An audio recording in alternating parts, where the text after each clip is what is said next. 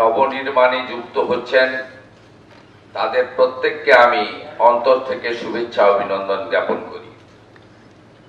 আপনারা এর আগে আমার আগের যিনি বক্তা তিনি ইতিমধ্যে অনেকগুলি এই ধরনের রোজগার মেলায় উপস্থিত হয়েছেন ভারত সরকারের মন্ত্রী হিসেবে,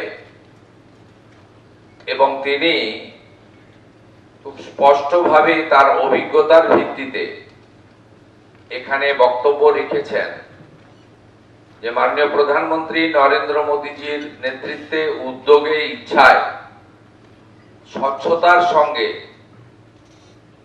যেভাবে মেধাযুক্ত ভবিষ্যৎ প্রজন্মের আমাদের যুবক যুবতী ভাই বোনেদের কর্মসংস্থানের সুযোগ তারা পাচ্ছেন, তার ফলে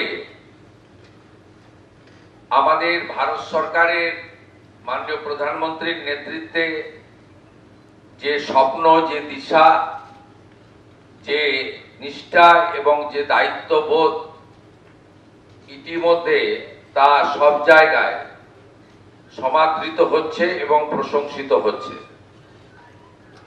আমি ভারত সরকারের কাছ থেকে আমন্ত্রণ পেয়েছিলাম রাজ্যের মুখ্যমন্ত্রী হিসেবে এই অনুষ্ঠানে অন্যতম অতিথি হিসেবে উপস্থিত থাকার। আমি সেই আমন্ত্রণ গ্রহণ করে এখানে আপনাদের কাছে দু চারটি কথা নিবেদন করতে চাই। বর্তমান সরকারের সময়কালে আগামী দিনে সরকারি স্তরে বা সরকার পোষিত বিভিন্ন সংস্থায় নিয়োগের ক্ষেত্রে আমরা কি চিন্তা ভাবনা করছি। ইতিমধ্যে আপনারা জানেন আমাদের খুব বদনাম হয়ে গেছে পশ্চিমবঙ্গের। Teacher recruitment scam, municipal recruitment scam, high court supreme কোর্টের হস্তক্ষেপ, 26,000 শিক্ষক শিক্ষিকা শিক্ষাকর্মীর চাকরি বাতিল, সব মিলিয়ে বিগত দিনে পশ্চিমবঙ্গে রিক্রুটমেন্ট সংক্রান্ত বিষয়ে আমাদের যে অভিজ্ঞতা হয়েছে তার ফলে শিক্ষা, সংস্কৃতি, আধ্যাত্মিক চেতনার আমি মনে করি ভারতবর্ষের অন্যতম রাজধানী কলকাতা তথা পশ্চিমবঙ্গের অনেকটা ক্ষতি হয়ে গেছে। আমি আপনাদের একটা জিনিস স্মরণ করাতে চাই, পরীক্ষা কেন্দ্রগুলিও এমনভাবে কলুষিত হয়েছে যার ফলে eastern rail, south eastern rail বা আমাদের নর্থ ফ্রন্টিয়ার রেলওয়ে তারা তাদের এক্সামগুলো পশ্চিমবঙ্গে করাচ্ছিলেন না। পশ্চিমবঙ্গের যুবক যুবতীরা সুযোগ পাচ্ছিলেন, সেন্টারগুলো হচ্ছিল উড়িষ্যা, আসাম, বিহারে। এই জায়গা থেকে আমাদের এই প্রিয় বঙ্গভূমি পশ্চিমবঙ্গকে বের করে আনতে হবে।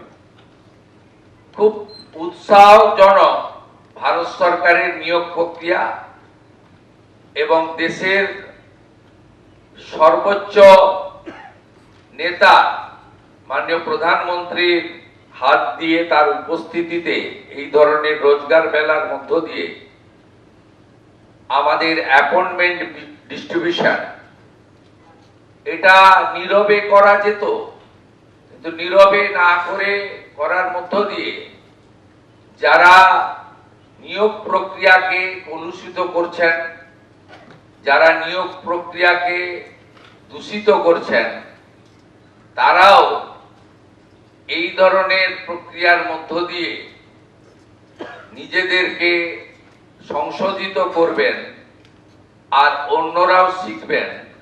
এটাও একটা তার বড় দৃষ্টান্ত বলে আমি মনে করি। প্রথমত মাননীয় প্রধানমন্ত্রীকে ধন্যবাদ জানাবো। দেশের শিক্ষিত, মেধা সম্পন্ন ওয়েল এডুকেটেড ইয়াং জেনারেশনকে তিনি ভারতবর্ষের নবনির্মাণ অর্থাৎ 2047 আমাদের দেশ যে বিকশিত ভারত হবে তার লক্ষ্যে এই নির্মাণে যুক্তকরণ করছেন। দ্বিতীয়ত, আমরা সবাই জানি বিগত দিনে শিক্ষা অভিভাবকরা দিতেন জ্ঞানার্জনের জন্য। আধুনিক যুগে